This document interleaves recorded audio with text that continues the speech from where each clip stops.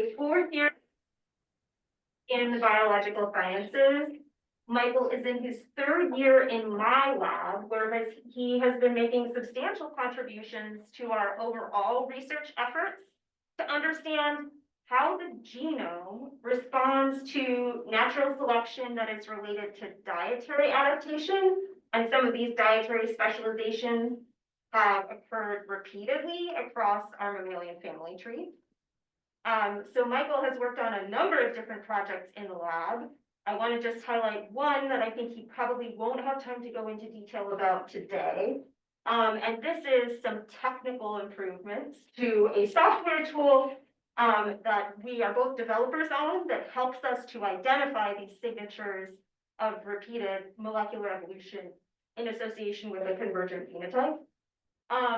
And there was a collaborative project to improve this software, release a new version of it. Michael spent a lot of time and a lot of compute on our university cluster, running bunches of simulations to demonstrate that these improved methods better correct for some technical artifacts and help us to analyze new kinds of phenotypes and draw links between those phenotypes and molecular evolution. So this work led to co-authorship on a paper that came out in Molecular Biology and Evolution during the semester that he was on the Nemes Fellowship, which is fantastic.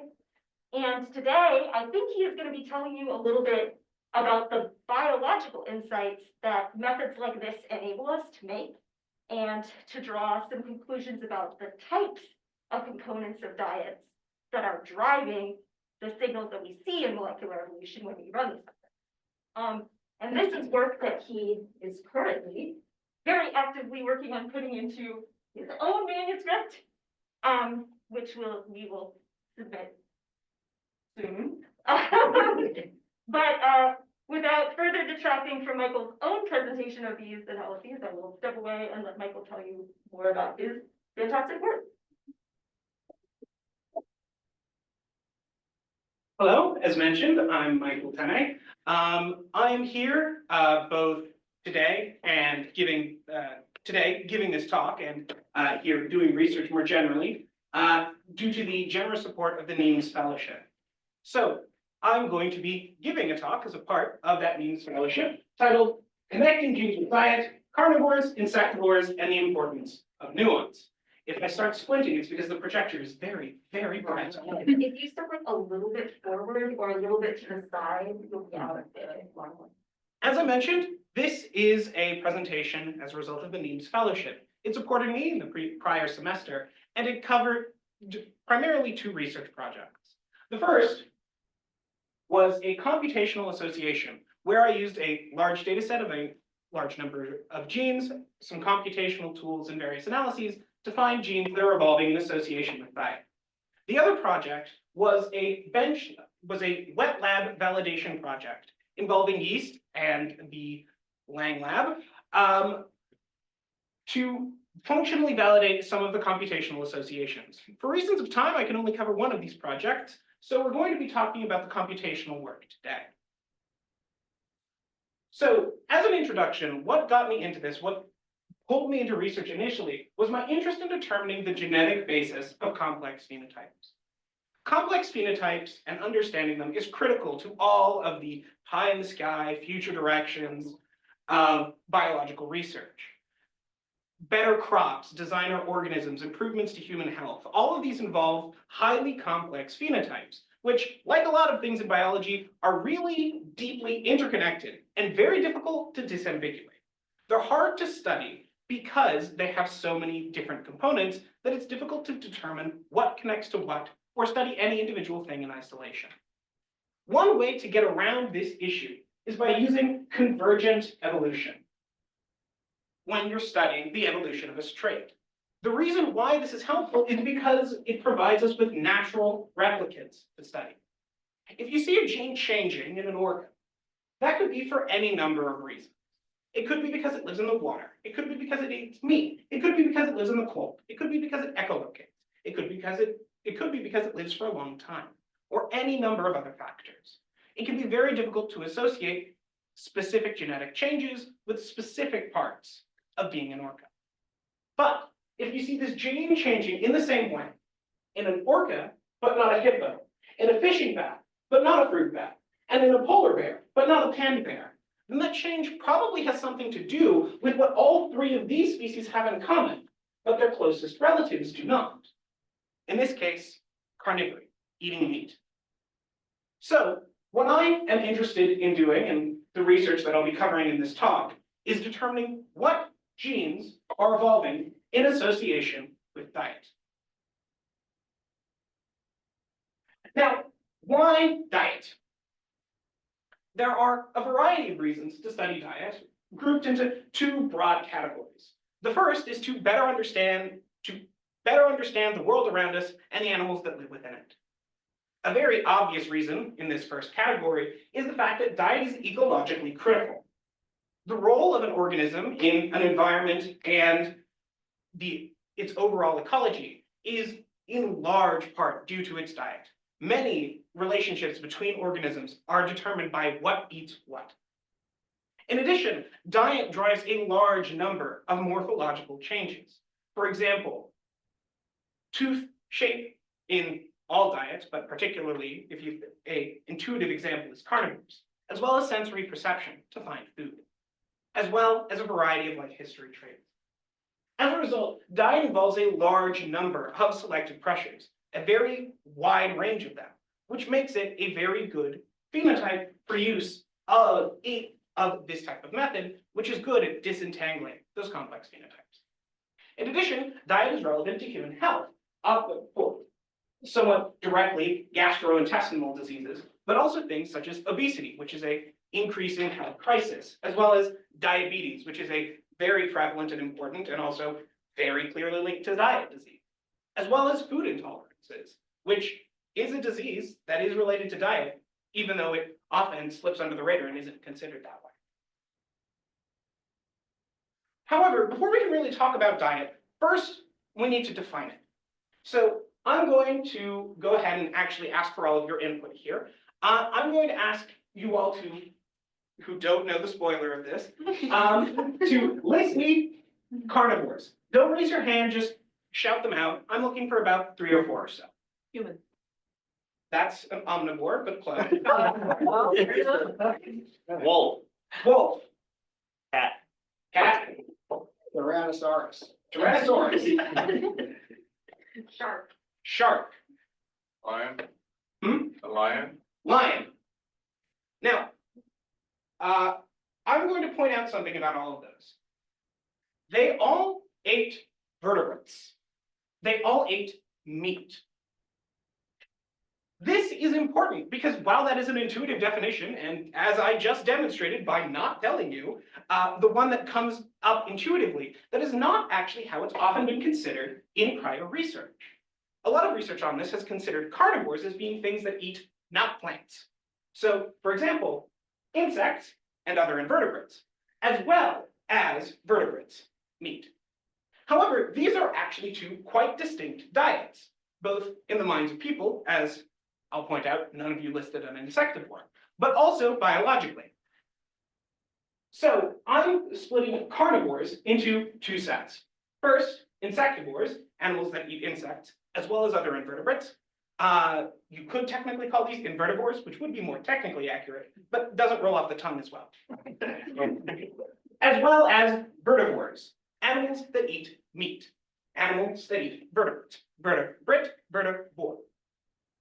And 2 more diets that you're probably familiar with, herbivores, which eat plants, and omnivores, which eat multiple of these categories. To avoid having to say these names more times than I already will, I also have helpful colors for you. Carnivores here are in orange. They won't be showing up in my final results for reasons that I will explain through the talk, but both in some comparisons and also where it is much more intuitive, if I only have 2 examples, we'll be seeing the carnivores appear in orange. When I say carnivore, I mean the combination of insectivore and vertivore together. Insectivores are in blue, in part so that colorblind people can easily distinguish it from the herbivores, which are in green. I also have the vertivores in a very light and therefore hopefully colorblind friendly red, but we won't actually be seeing them very much. We also have omnivores in black for the 1 or 2 times they show up.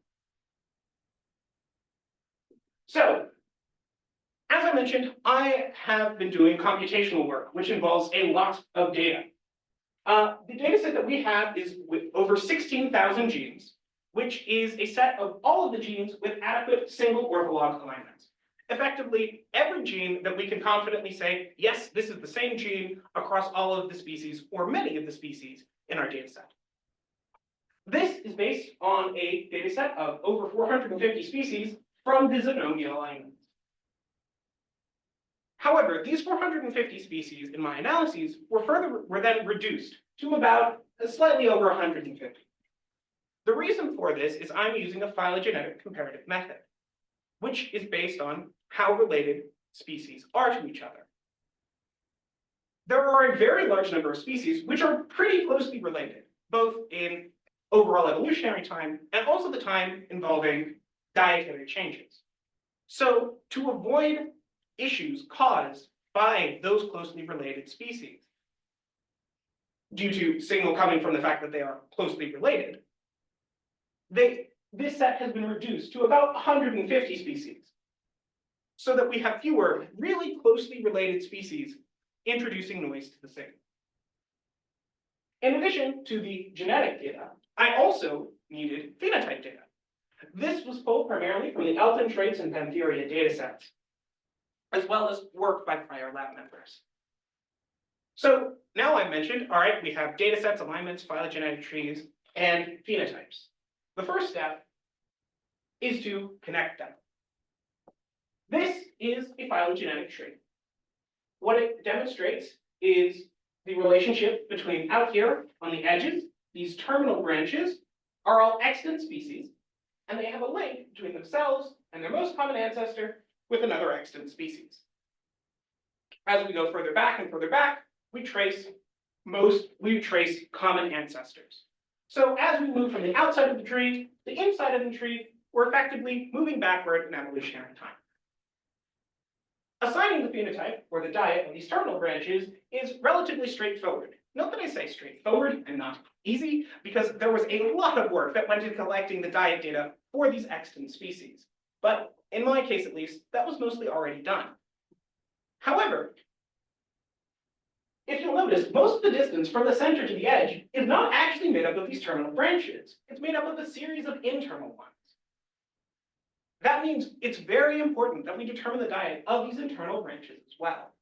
This can be done computationally, and often is, but the problem with that is that it's not always accurate.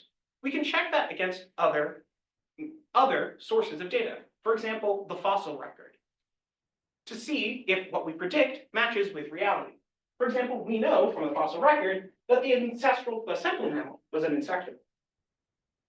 This does not always align with computational models, and so there's some difficulty in actually getting a predictor, getting a model which is able to correctly predict the instances that we know from the fossil record to fill in the rest of them.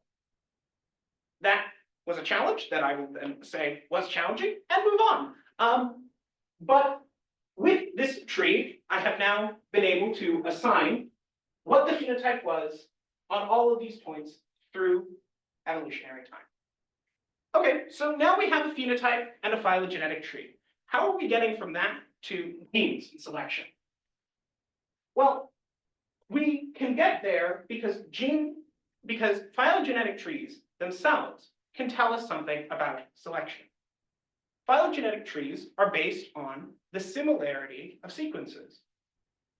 And here I have a phylogenetic tree based not on the whole genome, as might be common, but instead of an individual gene. This means that this branch length represents the differences in sequence in a specific gene. So for example, there are 4 changes between B and the common ancestor of A and B. Based on these branch lengths, we can determine something about selection and selective pressure. All genes are under some level of purifying selection. So a selective pressure to maintain their sequence. Because if they didn't, they wouldn't be genes anymore for very long. Lose the start codon, lose the stop codon, have a whole bunch of breaks, stops being a gene. So all genes are under some level of standard purifying selection. Mutations still happen, of course, so the branch lengths do build with time, but there are constraints on how much that can happen, because that gene needs to keep working. Mutations are generally bad, so if you need to keep something working, you can't allow those mutations to persist over time. If something is more important, that means it builds up fewer mutations. As a general rule, if something is more critical, that means it is less tolerant to damage. Fewer mutations are acceptable. The more important something is, the more important it is to keep it in tip-top form. So if a gene is more important, it's under increased purifying selection. And we can see the branch length shorten as a result. More mutations have enough of a fitness impact that they do not persist across generations, so the gene changes less across generations. The flip side of this is relaxed purifying selection. If having a gene around is important, but not that important, then more mutations can build up over time, and we see a longer branch length. The mutations are bad, sure, but it probably won't kill you. So more mutations are acceptable, and more mutations persist across generations, and the gene evolves faster. One important thing to keep in mind, though, is there is another way to explain this increased branch length, which is by positive selection. If a gene is changing to become something else, well, then the gene is changing, which means that it also has a long branch length. For various technical reasons, our methods are much better at detecting purifying selection, but positive selection is something we always have to keep in mind and check for. Okay, so now we have a phylogeny that has phenotype and a way to get selection out of trees. How do we connect those two? We do that using a method called RAR conversion, where basically what we do is we compare how much we expect the gene to be changing if nothing is happening, to how much it actually is. Here I have two phylogenetic trees. This one is based on the overall genome average. So effectively, how related and similar these species are, or how much you would expect the gene to change if nothing was going on. This second tree is based on an individual gene. And by comparing them, we can often find differences, where a specific gene is changing differently in some species than we would expect just from how related the species are. We can then plot how much we expect the gene to change with how much the gene is actually changing to determine these differences in evolutionary rate in individual genes in individual species. And by plotting the residual, or how different the change of the gene is from what the genome would predict, we can see if a gene is evolving fast or slow in a species. If we then directly plot these residuals, we can see, okay, so this gene tends to be evolving faster in some species, for example, the Pacific walrus that I've been mentioning, and slower in others. Another pattern that you might be noticing here is that the carnivores are tending to cluster on the right side, or faster, evolving faster, and the herbivores tend to be clustering on the left, or evolving slower. We can then plot this, like this, to make that difference much more clear, where we see the carnivores generally clustering up here with fast evolution, and the herbivores generally clustering down here, or with slower evolution. And this is how we can go from phenotype tree, from a phylogenetic tree with a phenotype, to selection on genes, to linking the phenotype with a gene. In this case, we're using this plot because the results here are categorical. But this analysis can be run on a continuous trait instead, where instead of just carnivore, herbivore, you have, say, 0% meat plus insects to 100% meat plus insects. And in that case, you can just plot it where the diet is on the x-axis, and the change in evolutionary rate is on the y. So, what has been found with this? Recall that what I'm doing is I'm taking genetic data for a large number of species, seeing how the genes evolve in those species, and then seeing if that evolution is linked across species that share a diet. Prior work by one of our collaborators, Matthew Pollard in the Puckett Lab, did an analysis of this on a continuous version of diet with the combined carnivory I mentioned before. And he found 6 genes evolving slower as carnivory increased.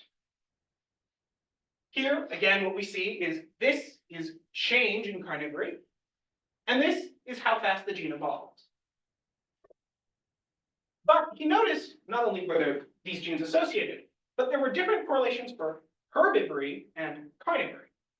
This black line indicates if the gene is associated, is the correlation between the gene's evolutionary rate overall and the diet.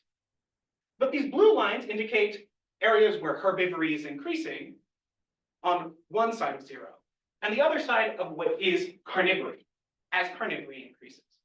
And you'll notice these two are different.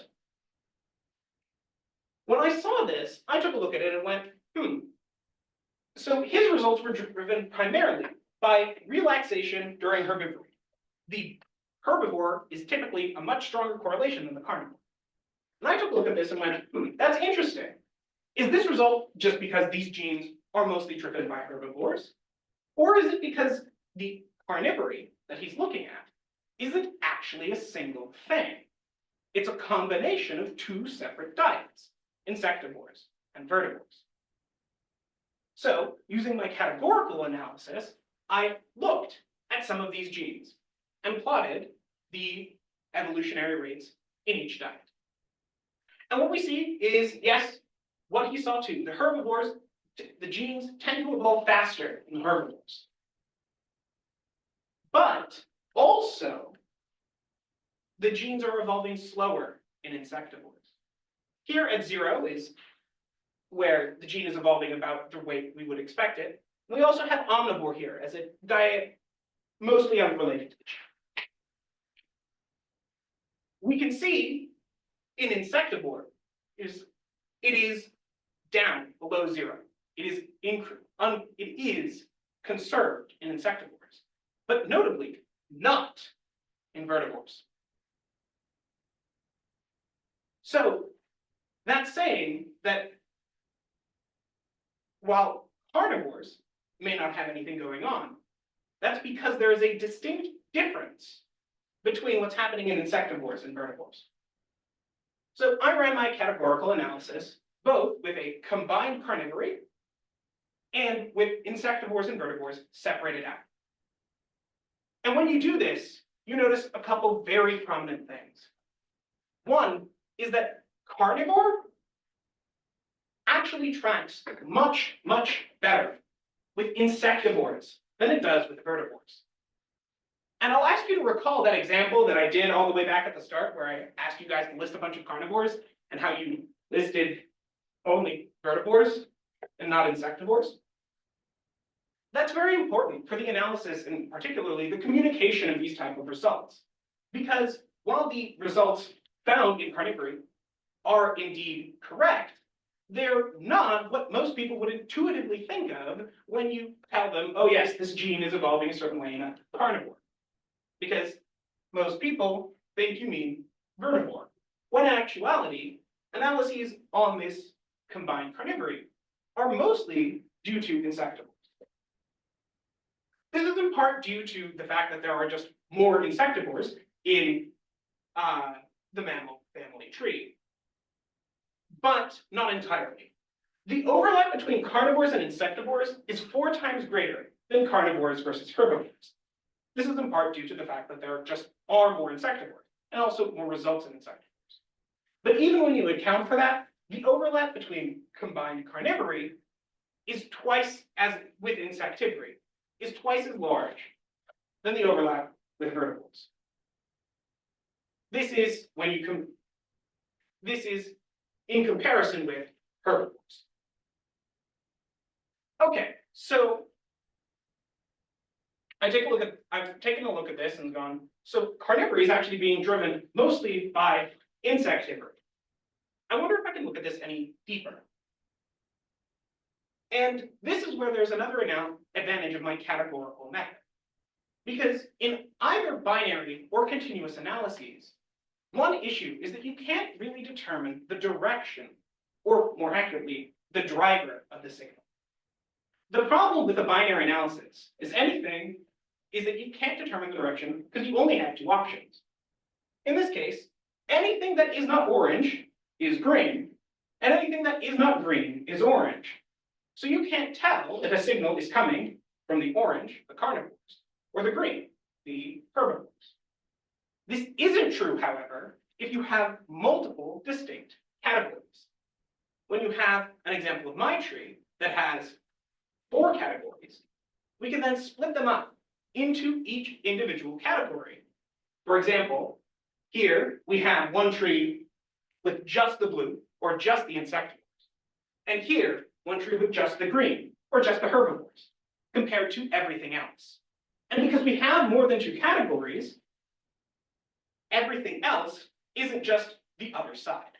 It's not completely independent, because, for example, in the insectivores, herbivores are still a part of everything else, but it still allows us to determine which of the 2 halves of a pairwise comparison is driving the signal. Here is an example of that. We have up here a group of selected genes and their row or correlation effectively in multiple analyses. In this first column, we have the herbivore-insectivore comparison. Is this evolving faster in herbivores than insectivores? And in this case, what we can see is this gene, GABA1, is evolving slower in herbivores than insectivores. But we have no way of knowing if this is because it evolves slow in herbivores or fast in insectivores. Those 2 results can't be separated because they're inverses of each other. That's where the binary analyses come in. Here we compare insectivores against everything else, and herbivores against everything else. And in this gene, it's not clear which one is driving the signal. This is the case for some of the genes, but not all, in fact, not most. In this gene, when we take a look at it, the herbivore result is much, much larger than the insectivore. This gene is evolving slower in herbivores than insectivores, primarily because it is evolving slower in herbivores. In this gene, it's the opposite. It's evolving slower in herbivores than insectivores, primarily because it is evolving faster in insectivores. And this is the most interesting result, where it is evolving, where the correlation in the pairwise result is larger than either of the 2 individual binary results, meaning that it is evolving slow. In this case, it is evolving faster in herbivores than insectivores, both because it is evolving faster in herbivores and because it is conserved in insectivores.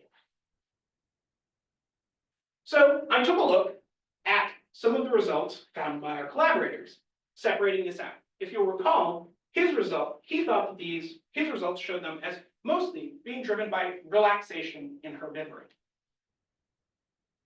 However, which is the case. We do see these genes all evolving faster in herbivores. But, notably, the herbivore versus insectivore pairwise comparison is larger than the herbivore binary analysis, meaning that it is not only driven by relaxation in herbivores, but also conservation in insectivores. Okay, that isn't the same thing that he found, because if you look at herbivores, that isn't the case. These genes are relaxed in herbivores, yes, but they are also conserved in insectivores. However, they are not conserved in vertebrates. So if you combine insectivore and vertebrate together, that signal is lost. I hope this, in addition with the prior Venn diagram, demonstrates the importance of splitting apart insectivorous and vertebrate, because they have different results and also different interpretations of those results. Okay, but in addition to just looking at genes that have already been found, I have a very large data set, and also I have this split apart phenotype set, which allows me to detect more associations because I'm not losing half my signal due to it all getting blurred together. What have I found with that? The first thing is that the herbivore-insectivore comparison has by far the most associated gene. These bars here with the background represent one phenotype, and the foreground representing the phenotype that's being compared against. We're going to be focusing on the herbivore-insectivore results because they have by far the largest number of significant genes, even with over 300, even after multiple hypothesis testing correction. The number of significant genes is in part due to increased power because herbivore and insectivore are the diets with the most species. But it is also robust to that. Even if you downsample both insectivore and herbivore to the same size as the other phenotype, as the other diets, it still has the most associated genes. So we're going to be focusing on the herbivore-insectivore results. The results I'm going to be presenting are going to be gene ontology enrichment. The reason for this is, if you'll recall, I looked at over 16,000 genes, and the number of significant genes, as I just showed, was over 300. That's very difficult to interpret, both because of the number of results and also because I don't know what all those genes are. Instead, we can group them into gene ontology sets. These are groups of genes involved in a pathway or a process or a disease or some other phenotype. And we can look to see if the genes in that pathway are enriched in our significant results. Are a bunch of genes in that pathway all significantly associated with the diet? We can then further group those into groups of related geocategories. This is in part because geocategories are not mutually exclusive. A gene can be involved in multiple pathways, and if you subset things to different levels of specificity, often it will result in that. So we can then group these geo results into large headings of related geocategories. Once this loads in, I have a very dense plot for you here, so we're going to spend a little bit of time on it. These are all of the geo sets that were significantly associated, that were evolving differently between herbivores and insectivores. This is after multiple hypothesis testing correction, both at the gene level and at the gene ontology enrichment level. With the orange color in the circle representing the p-value, ranging from 0.05 to e to the -7.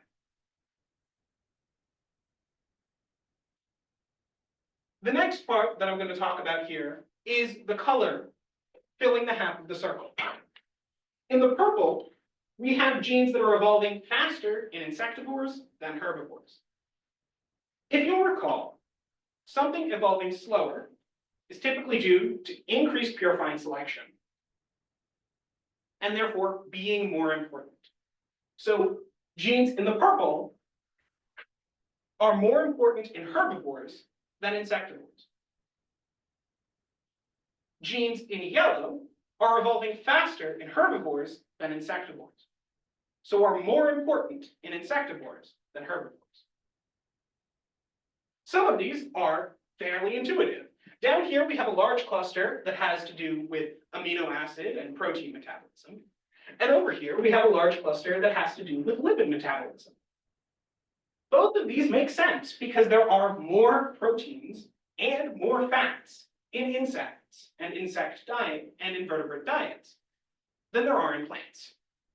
So being better able to metabolize proteins and lipids makes sense in species that eat insects as opposed to plants.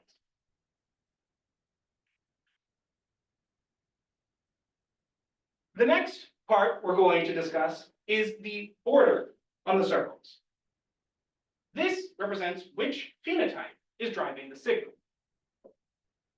If you recall, we can split and say, oh, okay, is this being driven by acceleration in herbivores or relaxation in insectivores, or both? Many of these pathways, particularly the ones that are evolving faster in insectivores, are being driven by both diets, whereas others are being driven either by herbivores or insectivores.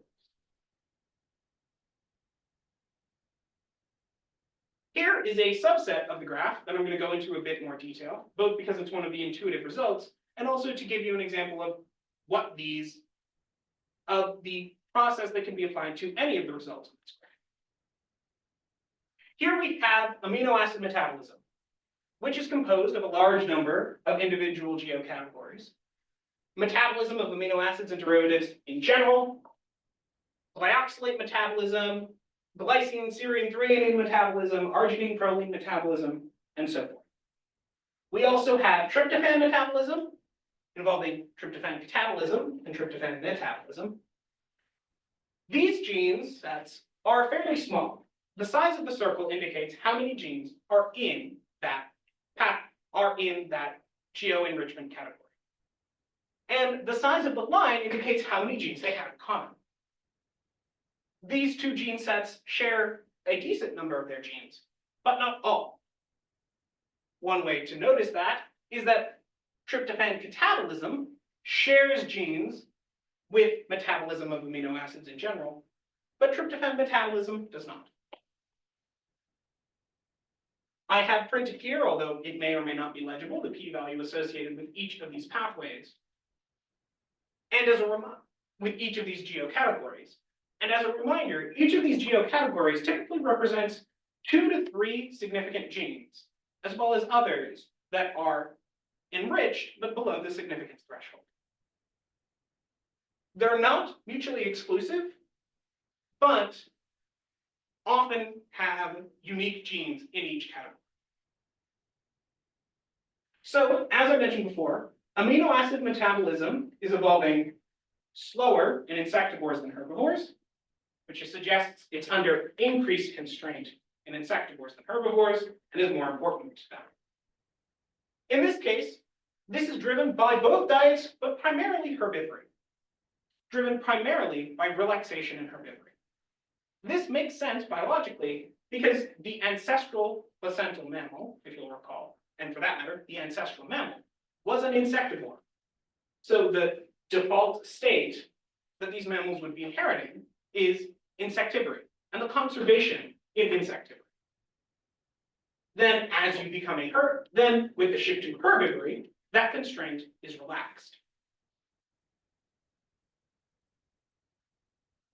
As I mentioned as well, we need to think about positive selection because that is another explanation for faster evolution. So we did a test for positive selection and we found mostly no. There were a few genes under positive selection, but of those genes, they were only under selection in a few species. So the genes under positive selection were a subset of a subset. Not enough to explain the signal as a whole. Interestingly though, we did see ACADM being positively selected in herbivores, despite the overall pattern being for genes in that pathway to be more constrained in herbivores. So ACADM was an exception. All of the other genes in the pathway were evolving slower, except for ACADM, which was evolving faster under positive selection. So for the most part, no, these results are not driven by positive selection. And in fact, they're almost completely separate from positive selection because genes under positive selection and genes under decreased constraint can be in opposite directions. So with that, we're closing with the summary. What I have done is I have used convergent evolution to determine genes under different selected pressures in different phenotypes. Prior work has defined carnivores as a combination of insectivores and herbivores, but that simplification has dramatic limitations, as I hope I've demonstrated. By comparing multiple categories, I have determined which phenotype is driving the selected pressure in pairwise comparisons. What have I found with that? One, multiple metabolic processes are evolving slower in insectivores than herbivores, notably amino acid and protein metabolism, lipid metabolism. This slower evolution is driven primarily by changing constraint, independent of positively selected genes. Synaptic transmission, as well as neural development, is under decreased constraint in insectivores, evolving faster in insectivores than herbivores. And genes associated with combined carnivory are driven primarily by insectivores, not herbivores. And with that, I would like to thank a wide range of people. For one, I'd like to thank the Meyer Lab as a whole, as well as in particular my PI, Dr. Meyer, who has been incredibly supportive and helpful. I would like to thank a couple former members of the lab, Kate Foley and Derek for doing that diet association I mentioned at the top being more difficult than you might expect. I'd like to thank our collaborators, Matthew Pollard and Emily Puckett. Matthew for that continuous analysis for those one set of plots, as well as Ruby Revlick, Andreas Fenning, and his entire lab for the assistance in developing the categorical method. I'd like to thank their lab for their extensive help in the yeast project that I did not have time to talk about today, the Zenobia Consortium for the data, Irene Kaplow, Daniel Schaefer, and Amanda Kowalczyk for their consultation. I'd also like to thank the department as a whole, as well as the department staff. Finally, we have the NSF for funding the lab as a whole, and the Nemes Fellowship for funding me and giving me the opportunity to present this. And with that, I'm happy to take questions.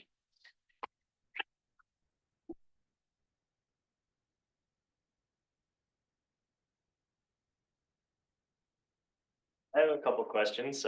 Really cool work. My first is just out of curiosity, when using RER Converge, you mentioned removing like closely related, I guess, sister taxa or species.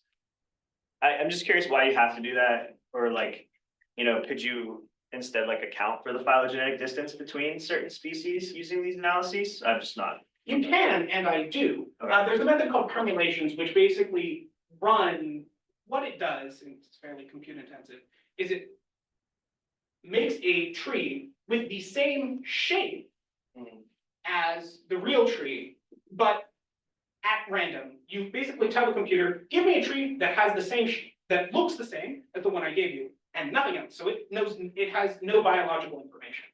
So it'll make a tree with the same phylogenetic relatedness, but no biological relevance. And you test your results against those. The problem with that is the reason why you still want to train species is that this method is based on building up substitutions over time. Okay. And if something is under constraint and it hasn't been evolving for very long, Yeah. the number of expected substitutions is none. Yeah. So those species make your permulation slower, increase your multiple hypothesis testing Okay. burden, and you wouldn't expect to see any signal in them anyway, Right. because the time is too short for any mutations to have accumulated. So you'd really, yeah, 'cause if you have a bunch of sister taxa or species right at the end of your tree, you're really, in that case, you'd want to be testing for the branch that precedes them, which I guess is not as easy as what you're saying. Is that right? Exactly, Okay. and or the branch that precedes you, the branch you really want to be testing is the branch that precedes them. Yeah, yeah, Which you can do by dropping all but one species in that Yeah. sister taxa. that makes sense. Okay.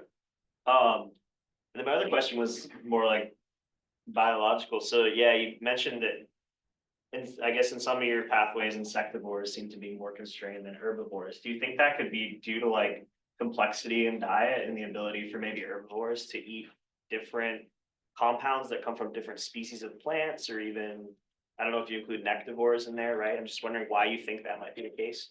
I have included nectivores in these, and there are separate analyses. We have actually run some separate analyses on smaller subsets of diets. Yeah. So for example, planktivores or nectivores. The problem is that there are so few of those species that it can be the power is fairly low. Yeah, I guess my question is more simply is like, are insects more similar to each other in what you need to be able to digest than plants in general, right? That may be the case.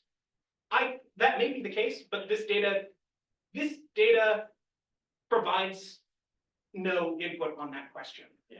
Because the differences that we're seeing are broad enough that they can easily be explained by the differences between insects and plants. So increased proportion of amino acids, increased proportion of lipids. Than you can with than by differences within plants. Gotcha. Cool. Kind of just building off of that, with herbivores, would you expect there to be a major difference with ruminants, which have like a very different way of processing plants than something that's like non-ruminant herbivores, just because they have like so many different chambers in their stomach and just very different digestive systems? Yes, that is actually one of those smaller diets that I mentioned. We have ruminants versus non-ruminants. But again, but when comparing against something as different as insectivore or vertivore, that difference is basically obfuscated by the bigger difference between herbivores generally and insectivores. And then as a separate second question, so are you pulling just a specific DNA sequence, but so how do you deal with natural variation in a population that might have different alleles present, whether, like, I imagine like there's not gonna be a huge change in within the coding regions, which I assume you were looking at, rather than Yes, non-coding these are regions? coding regions. But, I mean, I'm just thinking of humans where we have like, mutations within genes. Are you pulling multiple sequences from different animals within the species, or just one sequence from one animal within the species? I know that I'm dealing with only one sequence per species.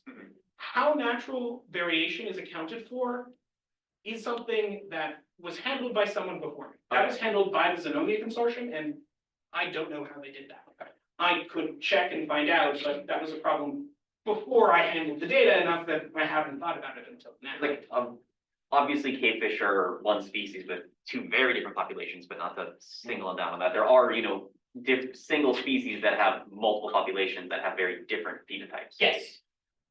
With some notable exceptions, such as cavefish, Yes. the differences within species also just tend to be less than the differences across species. Because one thing to remember is we're working with really, really long phylogenetic time. So with the notable exception of dramatic changes like cavefish, intra-species variation tends to be less than interspecies variation. Okay. Enough that it isn't a man. Again, obfuscated by larger changes. Yes. Okay. I was also just gonna say, I was thinking about this too, Stefan's question, like, even though cavefish might have two different populations that can have different diets, they still have the genetic capacity or capability, right, to consume all of those different prey types, I would assume, right? Right, like gene Yeah. expression going. Yeah, I was thinking because have been in those environments long enough to develop very different phenotypes, but close enough that those still the same species. We do actually see coding Oh, but changes they're and not- loss, like we see that's whole exon deletions depending on certain genes. They're not like ecotypes, they're more like evolved populations. Pretty much, Yeah, because okay. they're not sympatric. They're, Yeah, that makes sense. well, sort of. Yeah, that makes sense, gotcha. This may be a bit off the wall. Look at your DNA repair. Mhm. I'm wondering to what extent you can start thinking about mapping to location. Everything in Australia is trying to kill you, right? So you're eating like more poisonous plants or insects or whatever, and you can start mapping those genes towards a location where you're seeing more toxic materials. You could do that as a different analysis. Yeah. An example of another, in the case of DNA repair, another analysis that has been done with stuff like this, and also I'm doing, is looking at both body size and longevity. And in those cases, you do see DNA repair show up for reasons that I can talk about more later, but that's a tangent of a tangent. You could try mapping these to locations, but that would basically be as a separate analysis. And also, these results are spread across enough species that I suspect you wouldn't see much if you tried. Because these categories, like insectivore and herbivore, include enough environments that, for example, there are lots of insectivores in Australia, and there are also lots of herbivores in Australia. So if Australia was the thing causing the difference, you wouldn't see any signal here because it'd be equal on both sides.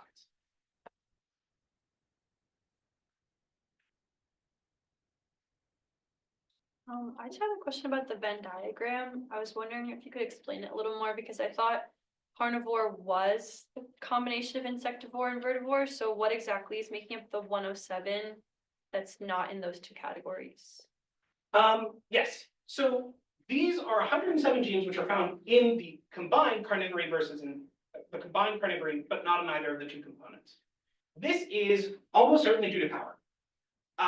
For a gene that does, there are a lot of genes which are shared across all three of these. And the ones, when you combine insectivores and vertivores together, you have a larger sample, because you've taken the two smaller ones and put them together, which means you have more power to detect smaller signals. So that's almost certainly where all of these are coming from. They would be here if we had enough power in sub-analyses to detect them, but we don't. So it's based on different analyses. Well, so this is a combination of two analyses. One is it is an identical analysis run with two category sets. The first one is omnivore, herbivore, insectivore, vertivore, where we have insectivore and vertivore split apart. The other one is the same data, but run with omnivore, herbivore, carnivore. Carnivore is larger than either insectivore or vertivore because it is both of them together, which means that we have more power to detect signal because we have a larger sample.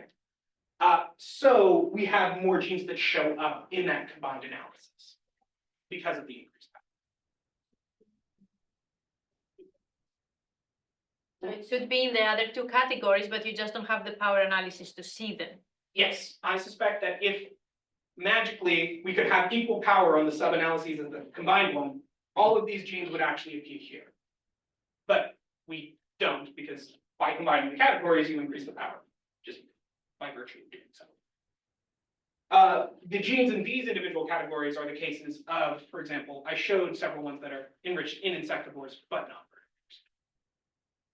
Kind of just one more out there question. Have you looked at insectivores versus other like animals that eat non-insect invertebrates like crustaceans? Like, is there any major difference between, let's say, like land and sea or serpentary? That is something we looked at actually. So if we'll go back to here. Here is the case of the insectivore versus vertivore comparison. And I'm bringing this, and you'll see in a moment why this relates to your question. One, you'll note, it has some enriched genes, but there are not very many.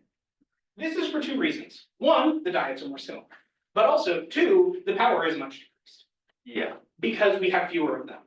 Remember how I mentioned that I had multiple categories that I then compressed, that I still do some compression on? One of them was splitting apart insectivores versus other invertebrates. Okay.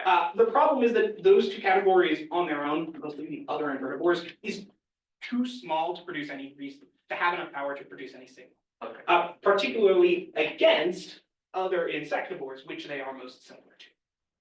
Actually, so this may be just a bit more general question about RAR convergence in general, but do you get better analysis or power when you look at bigger data sets amongst wider animals, or like when you look at just insectivore versus like non-invertebrate? Like, even though you have less power with fewer species, are the differences you find more, I don't say more impactful, but like, are those follow-ups worth looking into because they might only find one or two follow-ups, or just your power is too low for anything? I think that's kind of a weird question. I don't know if that's, I just don't know enough about the technique itself. I think I understand your question, so I'm going to answer my understanding of your question. Okay. If I get it wrong, we can talk later. Roger. The problem with getting only a few entries out of RAR Converge is, as I mentioned, I'm running this on 16,000 genes. Yeah. Which means that the multiple hypothesis testing is pretty strict. So the minimum power required to produce any result that survives multiple hypothesis testing correction is fairly high. Okay, Which, so like, you can run things on smaller differences to get smaller answers, and you do have fewer results, which might make follow-up easier. But the problem is that very rarely will you have that occur when you also have results that survive multiple hypothesis testing correction. got it. Because the results need to be, like, the p-values that I was showing is 0.05. Before correction, they're closer to like even the -5, I believe. So the minimum difference required is pretty high before you can get anything you can trust after the correction. Okay, all right, thank you. I think in the interest of making sure people can go to lunch and such, we might wrap, but Michael and I are both really excited about all of your questions and would be super stoked to continue chatting with anyone who wants to about any of these things. So thank you again so much. And Michael, Kaylee had a question. Kaylee, I don't know if you want to ask now before I turn the Zoom off. If I can, that'd be great. Is that okay, Michael? Thank you for the next while. So,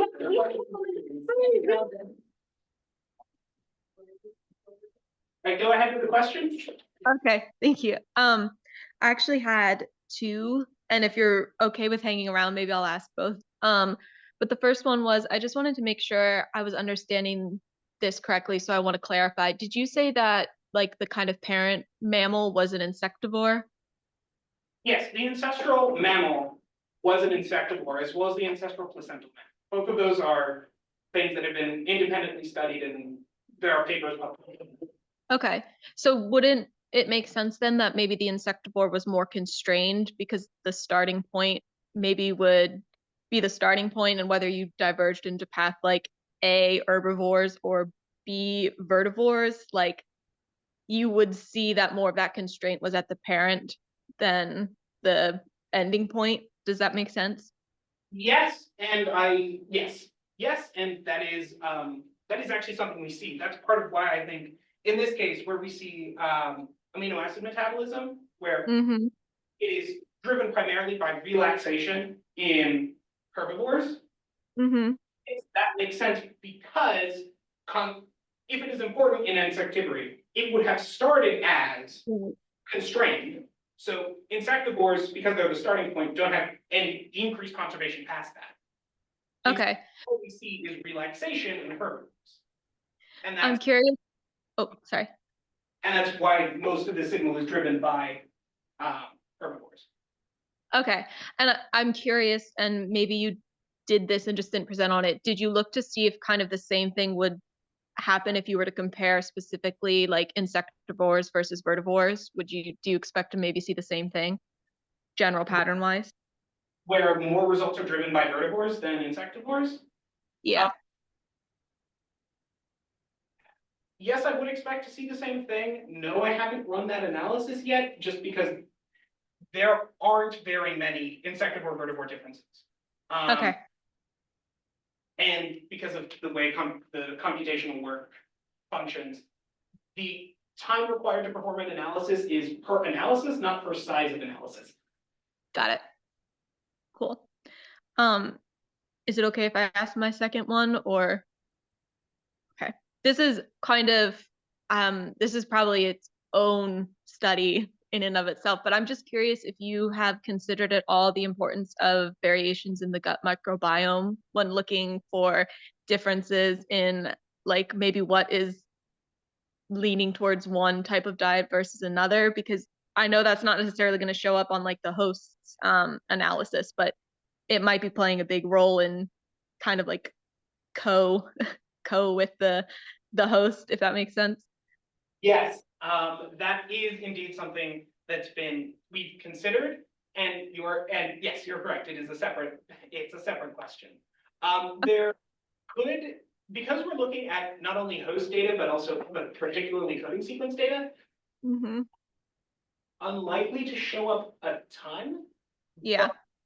We have looked at differences in the microbiome. One of the ways that we've actually looked at it is when looking at, we've I mentioned how this can be run on continuous analyses and that just percentage of different diets is kind of not a very good one to use. Yeah. We've been looking at is trying to find a better continuous scale to use diet, and one of the components we've been putting in that is gut microbiome. So we've looked at it, but it doesn't play in directly with this. Cool. Thank you. Isn't the gut microbiome also like very associated with the certain population of the animal? Yes. Like it's not, Some of it doesn't have phylogenetic signal. I think this might be what you're getting at, like some of it doesn't persist over the timescales that we're testing here. Some of it does, but some of it is like more temporally variable, and so it's not really the like appropriate timescale analysis for testing with this. I'm impressed that there is part of the microbiome that it's actually like this testable during this, because it is very proven that gut microbiome, yeah, obviously reflects the species itself, but it also reflects the very certain small environment that the species, like the individual animal lives. Yeah. So that's likely to change a lot over phylogenetic time, and Yeah. also because gut microbiome changes so much by diet, it might be more, these species have similar diets, therefore they have similar gut microbiomes, as opposed to these species have similar gut microbiomes and therefore have similar diets. So that's part of why it doesn't work at this time scale. Thanks, Carrie. Yes, thank you very much for the question. What's that, Carrie? Yes. Do you wanna hop off the This Zoom? is out. Are there more Zoom questions? Can we hop off the Zoom? Nope, that's it. Thanks so much. I'm gonna close out. All right. Oh,